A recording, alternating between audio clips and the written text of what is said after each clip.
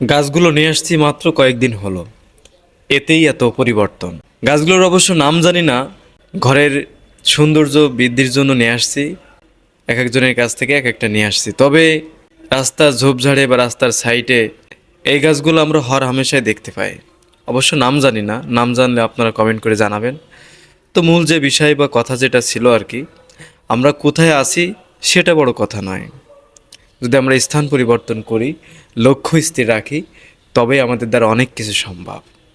আমাদের দ্বারা অনেক কিছু হবে, অনেক কিছু দেশ আশা করছে। তো সৎ পথে থাকুন, নিজের লক্ষ্য স্থির রেখে জায়গা পরিবর্তন করুন। আপনার উন্নতি, আপনার সফলতা খুব কাছেই।